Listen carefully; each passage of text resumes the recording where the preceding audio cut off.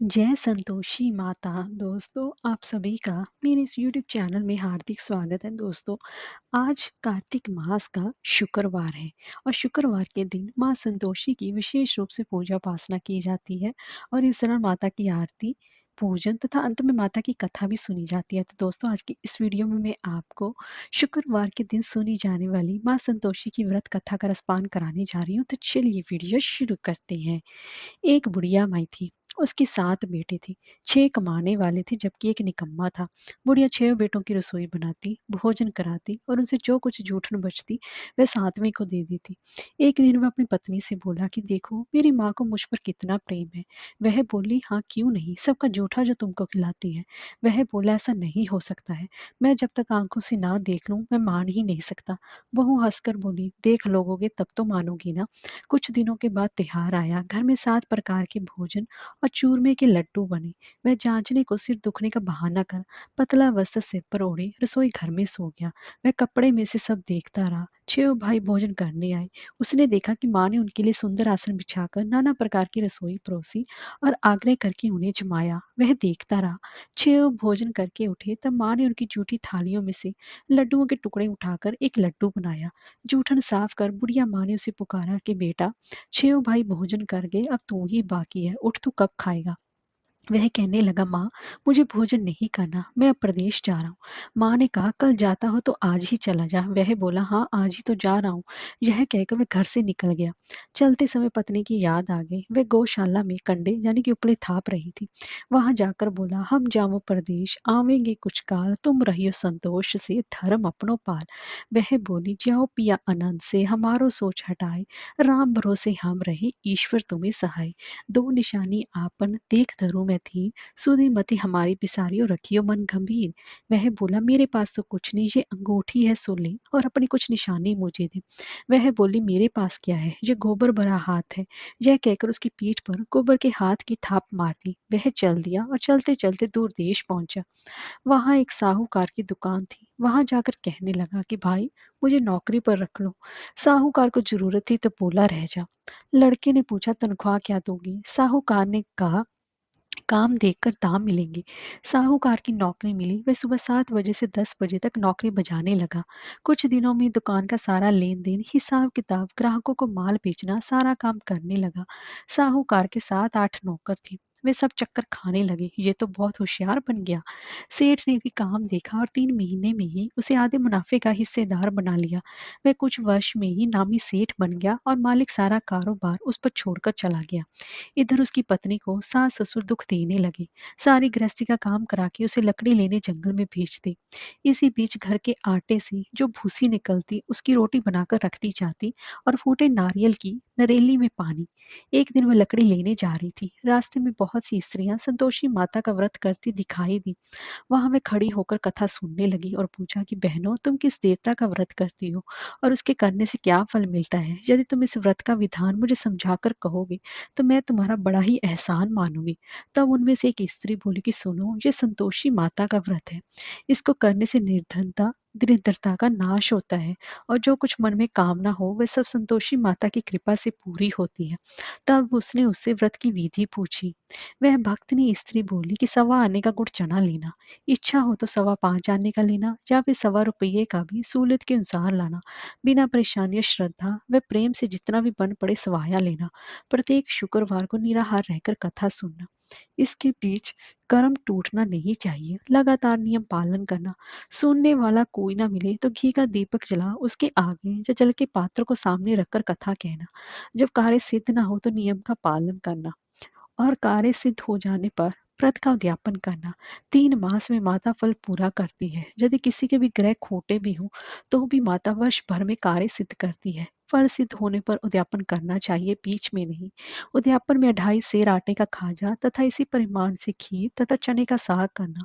8 लड़कों को भोजन कराना, जहाँ तक मिले देवर जेठ भाई बंधु के हों। ना मिले तो रिश्तेदारों और पास पड़ोसियों को बुलाना, उन्हें भोजन करा यथाशक्ति दक्षिणा दे। माता का नियम पूरा करना। उस दिन घर में खटाई न खाना। यह सुन बुढ़िया के लड़के की बहू चल दी। रास्ते में लकड़ी के बोझ को बेच दिया और उन पैसों से गुड़ चना ले माता के व्रत की तैयारी कर आगे चली और सामने मंदिर देखकर पूछने लगी, ये मंदिर किसका है? सब कहने लगे, संतोषी माता का मंदिर है। यह सुनकर माता के मंदिर में जाकर चरणों में लौटने लगी। दीन हो विनती करने लगी, माँ मैं निप्ट अज्ञानी हूँ, व्रत के कुछ भी नियम नहीं जानती, मैं दुखी हूँ। हे माता, हे जगत जननी, मेरा दुख दूर कर, मैं तेरी शरण में हूँ। माता को दया आई। एक शुक्रवार बीता कि दूसरे को उसके पति का पत्तर आया और तीसरे शुक्रवार को उसका भेजा हुआ पैसा आ पहुंचा। यह देखकर जेठ जिठानी मुंह सिकोड़ने लगे, लड़के ताने देने लगे, काकी के पास पत्तर आने लगे, रुपया आने लगा। अब तो काकी की खातर पड़ेगी। बेचारी सरलता से कहती, भैया कागज आवे रुपया आवे, हम सबके लिए ही तो अच्छा है। ऐसा कहकर आंखों में आंसू भरकर संतोषी माता के मंदिर में आकर मातेश्वरी के चरणों में गिरकर रोने लगी, माँ मैंने तुमसे पैसा कब मांगा है? मुझे पैसे से क्या काम? मुझे तो अपने सुहाग से काम है। मैं तो अपने स्वामी के दर्शन मांगती हूँ। तब माता ने प्रसन्न होकर कहा, जा बेटी तेरा स्वामी आएगा। यह सुनकर खुशी से बावली होकर घर में जा काम करने लगी। अब संतोषी माँ विचार करने लगी कि इस भोली पुत्री को मैंने कह तो दिया कि तेरा पति आएगा, लेकिन कैसे? वह तो इसे स्वप्न में भी याद नहीं करता। उसे याद दिलाने को मुझे ही जाना पड़ेगा।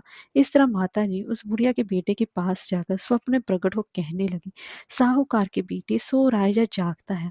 वह कहने लगा, माता सोता भी नहीं जागता भी नहीं, कहो क्या क्या है? माँ कहने लगी, तेरे घर बार कुछ है कि नहीं? वह बोला, मेरे पास सब कुछ है, माँ बाप है, बहू है, क्या कमी है? माँ बोली, भोले पुत्र तेरी बहू घोर कष्ट उठा रही है, तेरे माँ बाप उसे परेशानी दे रहे हैं, वह तेरे लिए तरस रही है तो उसकी सुध ले। वह बोला, हाँ माता जी ये तो मालूम है, परंतु जाऊं तो कैसे? प्रदेश की बात है, लेन देन का कोई हिसाब नहीं, कोई जाने का रास्ता नहीं आता, कैसे चला जाऊं? माँ कहने लगी, मेरी बात मान, सवेरे नहा धोकर संतोषी माता का नाम ले, घी का दीपक जला, दंडवत कर दुकान पर जा बैठ। देखते ही देखते सारा लेन देन चुक जाएगा, जमा का माल बिक जाएगा, सांझ होते होते धन का भारी ढेर लग जाएगा। अब बूढ़े की बात मानकर मैं नहा धोकर संतोषी माता को दंडवत घी का दीपक जला दुकान पर जा बैठा। थोड़ी देर में देने वाले रुपया लाने लगे, लेने वाले हिसाब लेने लगे। कोठे में भरे सामान के खरीदार नकद दाम दे सौदा करने लगे। शाम तक धन का भारी ढेर लग गया। मन में माता का नाम ले, चमत्कार देख प्रसन्न हो घर ले जाने के बाद से गहना कपड़ा सामान खरीदने लगा। यहाँ काम से निपट तुरंत घर को रवाना हुआ। उधर उसकी पत्नी जंगल में लकड़ी लेने जाती है। लौटते वक्त माता जी के मंदिर में विश्राम करती है। वह तो उसके प्रतिदिन रुकने का स्थान जो ठहरा। धूल उड़ती देखकर मैं माता से पूछती, हे माता ये धूल कैसी उड़ रही है? माता कहती है कि हे पुत्री तेरा पति आ रहा है, अब तू ऐसा कर, लकड़ियों के 3 बोझ बना ले, एक नदी के किनारे रख और दूसरा मेरे मंदिर पर, व तीसरा अपने सिर पर। तेरे पति को लकड़ियों का गट्ठर देखकर मोह पैदा होगा, वह यहाँ पर रुकेगा, नाश्ता पानी खाकर माँ से मिलने जाएगा। तब तू लकड़ियों का बोझ उठाकर जाना और चौक में गट्ठर डालकर जोर से आवाज लगाना, लो सासू जी लकड़ियों का गट्ठर लो, भूसी की रोटी दो, नारियल के खेपड़े में पानी दो, आज मेहमान कौन आया है? माता जी से बहुत अच्छा कहकर वह प्रसन्न मन से लकड़ियों के 3 गट्ठर बनाई, एक नदी के किनारे पर और एक माता जी के मंदिर पर रखा। इतने में ही मुसाफिर आ पहुंचा। सूखी लकड़ी देख उसकी इच्छा उत्पन्न हुई कि हम यहीं पर विश्राम करें और भोजन बनाकर खा पीकर गाँव जाएं। इसी तरह रुककर भोजन बना विश्राम करके गाँव को गया। सबसे प्रेम से मिला। उसी समय सिर पर लकड़ी का गट्ठर लिए वह उतावली सी आती है, लकड़ियों का भारी बोझ आंगन में डालकर जोर से 3 आवाज देती है, लो सासू जी लकड़ियों का गट्ठर लो, भूसी की रोटी दो, आज मेहमान कौन आया है? यह सुनकर उसकी सास बाहर आकर अपने दिए हुए कष्टों को भुलाने हेतु कहती है, बहू ऐसा क्यों कहती है? तेरा मालिक ही तो आया है, आ बैठ, मीठा भात खा, भोजन कर, कपड़े गहने पहन। उसकी आवाज सुन उसका पति बाहर आता है, अंगूठी देखकर व्याकुल हो जाता है, माँ से पूछता है, माँ ये कौन है? माँ बोली, बेटा ये तेरी बहू है, जब से तू गया है तब से सारे गांव में ये भटकती फिरती रहती है, घर का काम काज कुछ करती नहीं, 4 पहर आकर खा जाती है। मैं बोला, ठीक है माँ, मैंने इसे भी देखा और तुम्हें भी, अब दूसरे घर की ताली दो, अब मैं उसमें रहूंगा। माँ बोली, ठीक है, जैसी तेरी मर्जी। तब वह दूसरे मकान की तीसरी मंजिल का कमरा खोलकर सारा सामान जमाया। एक दिन में राजा के महल जैसा ठाट बाट बन गया। अब क्या था, बहु सुख भोगने लगी। इतने में ही शुक्रवार आया। उसने पति से कहा, मुझे संतोषी माता के व्रत का उद्यापन करना है। पति बोला, खुशी से कर लो। वह उद्यापन की तैयारी करने लगी। जेठानी के लड़कों को भोजन के लिए कहने की उन्होंने मंजूर किया, परंतु पीछे से जेठानी ने अपने बच्चों को सिखाया, देखो भोजन के के समय खटाई मांगना, जिससे कि उसका उद्यापन पूरा ना हो।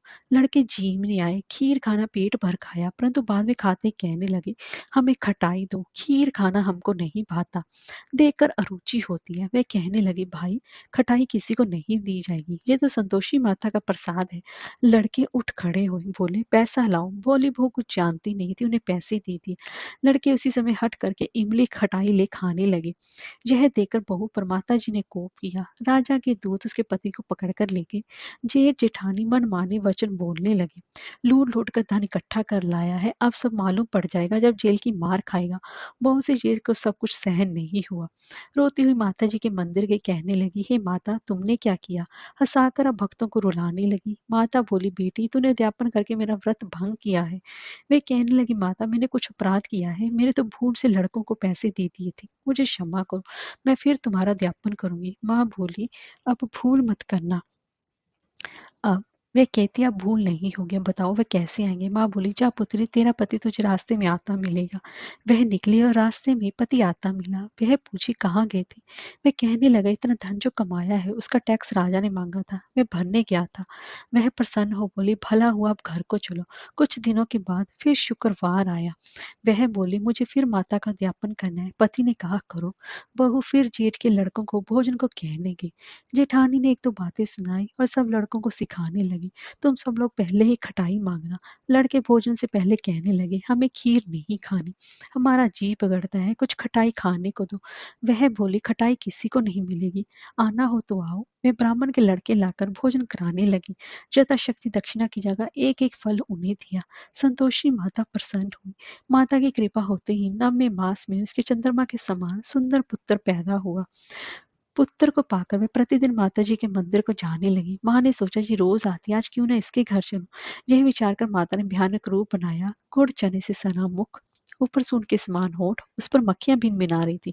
देहली पर पैर रखती उसकी सांस चलाई। देखो रे, कुछ चुड़ैल डाकिन चली आ रही है, लड़को इसे भगाओ, नहीं तो ये किसी को खा जाएगी। लड़के भगाने लगे, चिल्लाकर खिड़की बंद करने लगे। बहू रोशनदान में से देख रही थी। प्रसन्नता से पगलीवन चिल्लाने लगी, आज मेरी माता जी मेरे घर पर आई हैं, मैं बच्चे को दूध पीने से हटाती है। इतने में ही सास का क्रोध फट पड़ा। वह बोली, क्या उतावली हुई है, बच्चे को पटक दिया। इतने में माँ के प्रताप से सब जगह लड़के ही लड़के नजर आने लगे।